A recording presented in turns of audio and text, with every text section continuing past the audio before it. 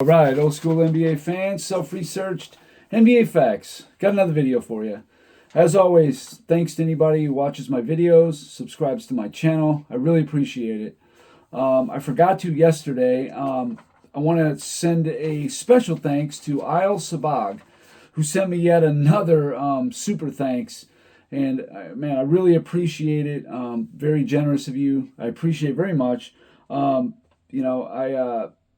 I love what you said about how that you get a lot out of my content, and believe me, that means more to me than even the money, and believe me, it's well received. It really is, and I appreciate it. I mean, thanks to all you guys for watching my channel and everything. It's been great. I'm still young channel. I've only been doing this about 8 months. I never got into it the intention of being some huge monster or anything like that, but I'm right about where I wanted to be. So again, thanks to everybody for that. In this video here, I'm going to talk a little bit about somebody who gets maybe a little more praise all of a sudden, simply because, not all of a sudden, I shouldn't say it, but gets praise because he beat LeBron James. And before that happened, there was some definitely epic failures. And I'm going to show a similar player on the flip side of this. I'm talking about Dirk Nowitzki. Now, look, I'm not going to bash Dirk Nowitzki. He's obviously a great player, probably a top 30 or 35 all-time player, won the MVPs, got a finals MVP, won a championship. He beat Miami in 2011, all that. He was in a tough conference playing, teams like Sacramento, San Antonio, the Lakers, Phoenix. They were all, good teams, and Dallas was one among them for sure. But there's definitely some context that needs to be added here. Okay, so when Dallas first made the playoffs with Dirk Nowitzki was in 2001. He's already got Steve Nash on his team, a top 75 player. Okay? Well, Dallas in 01 was 53-29. They beat Utah, so that's Stockton and Malone, but they're like 37 years old now. And they lost to San Antonio in 5 games. San Antonio was a 58-win team. Dallas was a 53-win team. So, okay, whatever. No shame in that. But the playoff record for 01 was 4-5, all right? A losing record. That's going to be a theme. In 2002, the next year, Dallas was 57-25. They swept Minnesota. That would have been Kevin Garnett. And they lost in 5 to Sacramento, a team that a lot of people feel should have made the finals and probably won the championship, if not for some questionable calls. I believe it was in game 6. I think it was game 6 in Sacramento, it was in Sacramento. Some traveling calls and a lot of charging, just a bunch of bad calls. So anyway, for 2002, Dirk's playoff record was 4-4. In 03, a 60-win team. Now he's still got Steve Nash. 2003, Dallas is 60-22. They beat Portland in 7. Barely got them in the first round. They're a 60-win team.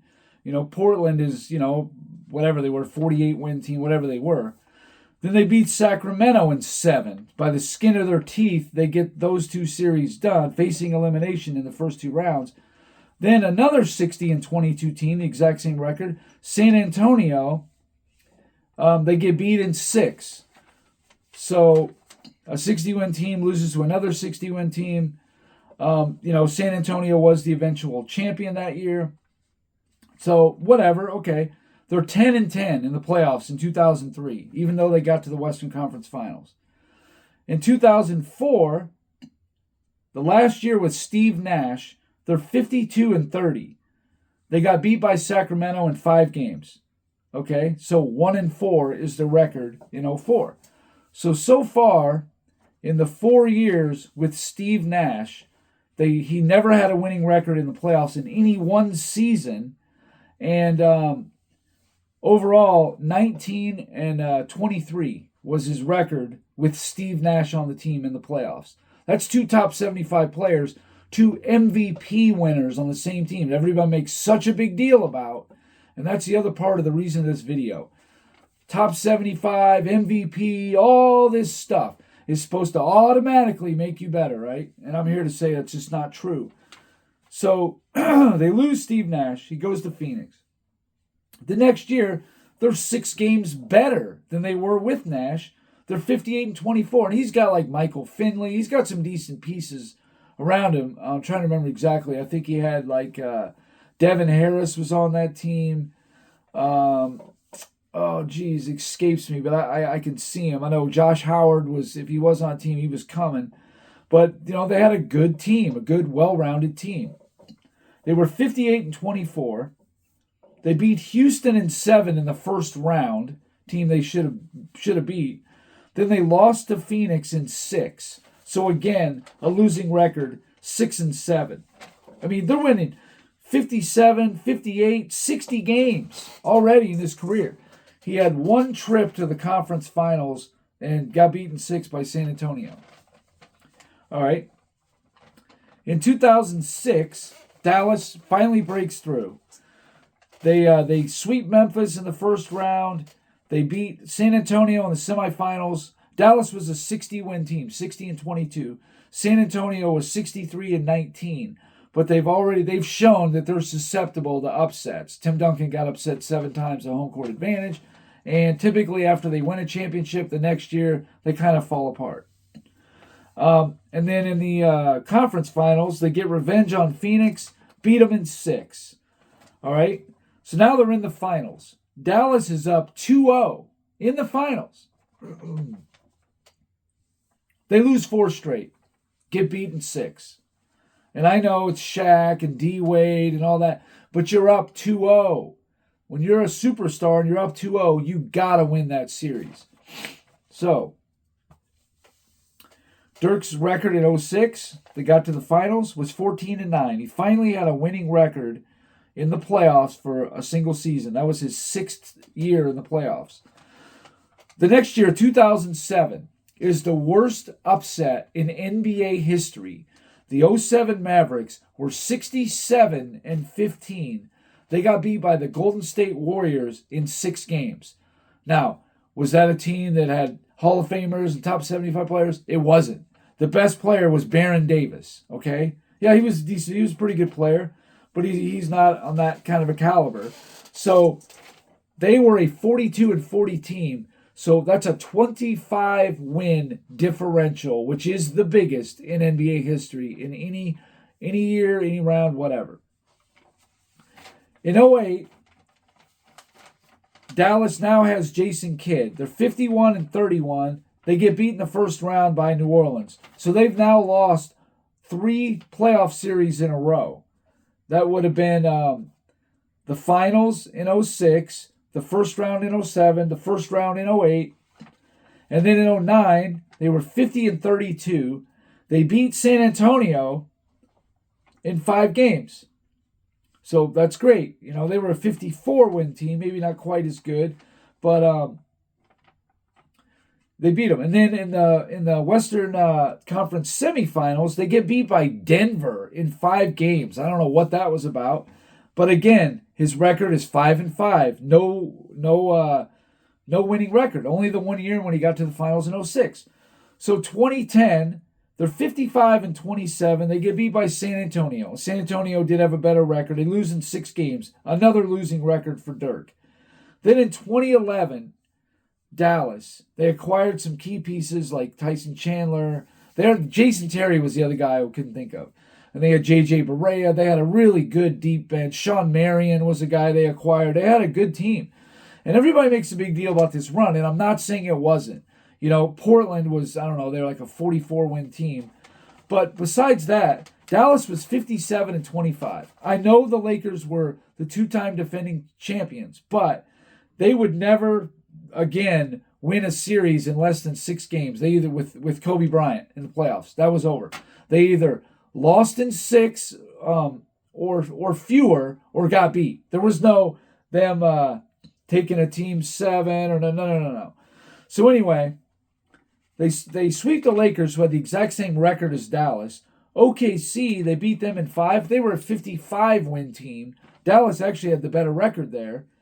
And then they beat Miami. Now, they were down 2-1, and that was, a great run, no doubt about it, all that, no question. That was the highlight of Dirk Nowitzki's career. It was 2011, that comeback. It's not even close. His playoff record was 16-5. It was tremendous. It really was. Finals MVP.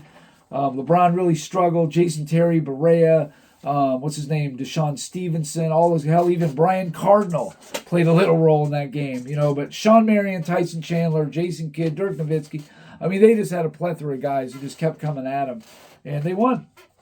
But after that, in 2012, they were 36-30 in the strike-shortened year. They get swept by OKC. The next year in 2013, they're 41-41, didn't make the playoffs. In 2014, 49-33. They do take San Antonio to 7, which was kind of impressive, but they get beat. Another losing record. 2015, they're 50-32. They lose to Houston in 5. 2016, they're only 42-40, so they lose to OKC, and Dirk would never be in the playoffs again. So, if you look, 01, 02, 03, 04, 05, 07, 08, 09, 10, 12, 14, 15, and 16. Out of Dirk Nowitzki's 15 playoff runs, he had a losing record in 13 of them. Okay? I mean, yeah, he did beat Tim Duncan multiple times. Absolutely. Beat an aging and old Karl Malone and John Stockton. Beat a very young OKC team in 2011. Beat Kobe in 2011. No doubt. Beat some good players. But let's take a look at another player that always gets crapped on because he didn't win a championship, because he didn't beat Michael Jordan. So Dirk Nowitzki gets all these flowers, or else he would have been Patrick Ewing, is the guy I'm talking about, if not less, if he didn't beat LeBron James. That's why the media and all the fans will give Dirk, now he's to the stratosphere. His resume is tremendous now because he beat LeBron, all right? Without that, it's suddenly not as impressive, right? For me, it doesn't matter. He won a championship coming back from 2-1, whether it was LeBron or somebody else. I mean, maybe a little bit more I would give to him because it was Wade and Bosh and LeBron on the same team. Yeah, okay, you lend a little more weight because all championships are not created equal, no matter what people try to say. Some of them are more dramatic than others. Some of them carry more weight, no doubt about it. So, Patrick Ewing, his first year, 1988, his first playoff run. He's 38-44, all right? He gets beat by Boston in 4 games. Larry Bird, Kevin McHale, Robert Parrish, Dennis Johnson, the whole gambit, okay? No shame in that at all. They were the defending East champions. The next year in 89, they won their division. They're 52-30. They sweep Philly that had Charles Barkley on the team. They the next round, the semifinals, they kind of get caught flat-footed as they lose to the Bulls in 6 games. And it was a mild upset, no doubt. But Ewing goes 5-4 in the playoffs. So there's a winning record right there. In 1990, they were 45-37. Pretty good, whatever. Well, they beat down 0-2, come back and beat Boston, Larry Bird, Kevin McHale, Robert Parrish. He beats all those guys. Then in the second round, they get beat by Detroit, the eventual champion, in 5 games. So he has a losing record in that one. He's 4-6. Okay? Then the next year in 91, they're 39-43. They had a couple key guys leave and all that kind of thing. They get swept by the Bulls, the eventual champion, 61-21. So far, through 91, he's lost to Jordan and Pippen, if you want to say that for top 75 players. Lost to Dumars, Isaiah, and Rodman. Lost to Jordan and Pippen. And lost to Bird, McHale, and Parrish. That's who he's lost to so far. All right. In 92, he beats Detroit in 5 games. They're a 51-31 team. They're a pretty even match. Beats Detroit in 5 games. Loses to Chicago in the semifinals in 7. This is a 67-win team. That's the third best team in the decade. In fact, you have to go all the way back to 1972, 20 years, to find a team with a better record than the 92 Bulls at that time. Obviously, it gets beat in a few years, but no team in 20 years won more than 67. I think Boston won 67 and 86, but nobody did better than that. And the Knicks took them to 7, a 6-6 record in the playoffs for that year. In 93, the Knicks are 60-win team, 60-22. They beat Indiana in 4 games. That's Reggie Miller. They beat Charlotte in the semifinals in 5 games. That's rookie Alonzo Mourning. He's a Hall of Famer. Larry Johnson was really good at that time. And then they get beat by Chicago. They're up 2-0. The Bulls come back and beat them in 6 games. The Knicks, probably their best chance, maybe the next year. Definitely their best chance to beat Jordan. They lost. However, 9-6 in the playoffs. Okay? So he loses to Jordan again. So there's no shame in losing to Jordan. In 1994, they're 57-25. They're tied with the Bulls and the Hawks for the best record in the East. They beat New Jersey in 4, no problem, the first round. They beat the Bulls in 7. Now, people love to talk about how, oh, man, if it wasn't for a bad call. But like I've said before, if it wasn't for Kukoc's heave in Game 3 that he hit, the Bulls could have been down 0-3. So it works both ways on that one. So anyway, he beats Pippen. Finally got by the Bulls. It wasn't with Jordan, but whatever. Beats the Pacers in 7. These are all hard-fought series because that's the kind of team that New York was. A grind-them-out, physical kind of team. Pat Riley, the coach. So they get to the finals, and who's waiting on them? Hakeem Olajuwon. They had a 3-2 lead. Could have won the game, but John Starks missed the 3 in Game 6 that Olajuwon blocked. Houston wins Game 7. They lose in the finals. So close. Houston wins the championship, but he loses to Olajuwon this time. Is there shame in that? A 58-win Houston team. So anyway, Patrick Ewing is 14-11 in the playoffs. And he beat Pippen, he beat Reggie Miller, and he played Olajuwon as tough as you could probably play him. He didn't have a real good series, Ewing, in that one. So the next year, 95, they're 55-27. They beat Cleveland in 4 games. They get beat by the Pacers in the weirdest thing. I think that's the one where Ewing took a shot. It kind of rimmed out. It was just kind of unlucky bounce. So anyway, they lose in 7. Another hard-fought series. They're 6-5 in that year for the playoffs. In 96, the Knicks sweep Cleveland, but then they get beat by the Bulls in 5, the 72-10 Bulls. But the Knicks are 4-4 in the playoffs. In 97, Knicks are 57-25, a good team. They beat Charlotte, sweep them right out, 3-0. And then lost to Miami, a tough team, a 61-21 Miami team, number 1 defense in 7 games. That's Tim Hardaway, that's Alonzo Mourning. They were a really good team. They had Jamal Mashburn and Dan Marley, P.J. Brown, Vashawn Leonard. They were a legit squad. They really were. But again, Ewing has a winning record in the playoffs, 6-4. So then in 98, they're only a 43-39 team. But they beat Miami, who was, I think they were the 3 seed? Or maybe, I think they were the 3 seed, and the Knicks beat them. They were the 6 seed, upset Miami. And then they get beat by Indiana in 5. Now, the Knicks are barely a 500 team, a little bit over. Indiana's a 58-24 team.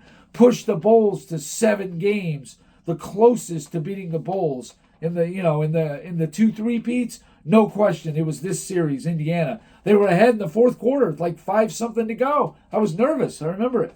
So the Knicks were 4-6 that year, but still, they upset a team, a good showing. In 99, the Knicks were 27-23, okay? A little bit over 500. Again, they beat Miami, who was the number 1 seed, in 5 games in the first round. They sweep Atlanta. That's Dikembe Mutombo, Mookie Blaylock, good team. In fact, Atlanta had the number 1 defense in the NBA in 99. Then in the conference finals, Ewing gets hurt. The series gets tied 1-1 when Ewing is out for the rest of the season. But Ewing personally went 8-3 in the playoffs. Another good showing. His team did get all the way to the finals. They lost in 5 to San Antonio, got overmatched, so on and so forth. In 2000, a 50-win team, the Knicks sweep Toronto. They beat Miami in 7, again upsetting Alonzo Mourning. That might have been the game where there was the suspensions and clearing the bench, whatever, but it was a definite upset. And then they lost to Indiana, who in the conference finals in 6 games. Indiana was clearly better than they were. They were a 56-win team. I mean, they lost to the Lakers in the finals in 6 games. So Ewing was 9-7 that year. So when you look at it, Ewing 1, 2, 3, 4, 5, 6, 7, 8, 9, 10, 11, 12, 13 playoff runs on the Knicks. Of the 13, he had a losing record in the playoffs in 88, in 90, in 91, in 98, and that's it. 4 out of 13 playoff runs, he had a losing record in the playoffs. And I just showed you, Dirk Nowitzki, in 15 years, he only had a winning record in 2 of them. He was getting mollywopped. And Ewing is losing to Larry Bird, McHale and Parrish, the best front court of all time. Michael Jordan, he lost him 5 times. Jordan, Pippen, and all that, 67, 72, 69, 61, wins, 57, all that. He loses to Hakeem Olajuwon. No shame in that at all. He loses to, Reggie Miller and the up-and-coming Pacers in 95 and in 2000. There's no shame in that. And then he didn't lose at all in 99 because he got hurt. And then in 98 also lost Indiana in 98 and 98, 95, and 2000. But he also beat them in 93 and 94. So it was a kind of a tug-of-war thing there. But all I'm saying is, you're not going to tell me that Dirk Nowitzki is this, great player, even though you can make a case it was Dirk and a bunch of role play, whatever. But as soon as he beat LeBron, here comes all the credibility in the world. Yet you crap all over Patrick Ewing, who I'm telling you that he lost to great teams also and always had a good showing in the playoffs. Unless his team was really bad, Ewing and the Knicks did good in the playoffs. No, they didn't win a championship. They always ran into, the Bulls or Olajuwon or, there was always some juggernaut basically in front of them, that beat them. One year they lost to Detroit, 1990, the eventual champions. That happened to them a lot. They were the bridesmaid often. But to sit here and say the Knicks of the late 80s and all through the 90s were overrated, they weren't that good, they were stiff, good competition. The whole decade, they had a good showing against teams. And Dirk Nowitzki over here, a 67-win team, gets beat in the first round. Ewing was only on a 60-win team once. He at least got to the conference finals, lost in 6 to the Bulls. But I'm just saying, Ewing had a squad. He at least did something with it. He got to the finals. He didn't have 60-win teams like Dirk did 3 or 4 times. Dirk got to the finals twice. Ewing got to the finals once. I mean, the second time his team did, but he didn't get a play. But I'm just saying, really all it boiled down to was he beat LeBron. So that's where all the credibility comes in. So we love on Dirk, but we crap on Ewing. Now imagine if Ewing would have beat Jordan. He would now be looked at as what? You know what I mean? People have the dumb opinion of if the Knicks couldn't beat the Bulls, they must not have been that good. That's just incredible, considering the Mavericks could never really break through. Now, they did the 1 year in 06. They had the 2-0 lead in the finals, got beat. But they could never break through. And then finally, in 2011, they break through. They got the right chemistry on the team. They're hot, all that kind of thing. Now you validate the whole resume of Dirk Nowitzki because of that one series. It's just stupid to me. One series is not going to make or break the legacy of a Patrick Ewing or a Dirk Nowitzki. Now, to me, they're close. I give Dirk the slight edge. He was the MVP, but it's very close. I mean, he didn't get beat by, Golden State. That just didn't happen for Ewing. He lost to teams every time that was better than his team. really get upset. Maybe record-wise, in 93 he got upset record-wise. And there might have been, I think, one other time the Pacers upset him. But that's it. But Ewing took down more top 75 players than I think the same or more than Dirk did. I'd have to do some more research on that, but it's very close. He beat Rodman. He beat Isaiah. He beat Bird, McHale, Parrish, Pippen, Miller. Who's more? Believe me, that's 7 right off the top of my head. And Ewing never played with a top 75 player. Dirk Nowitzki played with Jason Kidd. He played with, now albeit older, but in 2008 he was like 34, not that old. Steve Nash played with him for like 6 years. And then other Hall of Famers like Vince Carter, joined the team. He had a good team, a good players. Ewing never, the only Hall of Famer he played with on the Knicks was Bernard King for 6 games. So to me, given the quality of teammates that he actually had, I'd say Ewing had a damn good career, and it's underrated often. And he didn't have all the all-defenses and all-NBAs because he was playing in an era with Hakeem Olajuwon, David Robinson, and then here comes Shaq and Alonzo Mourning and Mutombo. I mean, the centers were just so, they were stacked. The league was stacked in centers. So he got the short end of the stick because he was almost as good as those guys, but just a shade under. So anyway, that's all I got for this video. This was, I know, maybe more of a rambling one than I usually do. It's running really long. But this is something that's always bugged me about this is like, if Ewing would have beat Jordan, then we would have just, looked at him completely different? Maybe. But I'm just saying that Patrick Ewing is very close to Nowitzki's level. But people like Nick Wright won't see it that way. Now it validates Dirk as this great player. The 2011 Mavericks is this great team that, there's no shame in losing to him, even though they were up 2-1, that kind of thing. But when it comes to Ewing, it's just Ewing and a bunch of role players. He was overrated. He could never beat the Bulls. You know what I'm saying? Well, he couldn't beat Jordan. So to me, that just elevates Jordan more. Dirk beating LeBron lowers LeBron. It may raise Dirk some, yeah, but it lowers LeBron. Now, if Jordan would have lost to Ewing, it would have lowered Jordan. It would have elevated Ewing. But I'm just saying, Jordan's already elevated. He beat all those teams. So anyway, sorry for the rambling. That's all I got for this video. Thanks for watching, and until next time.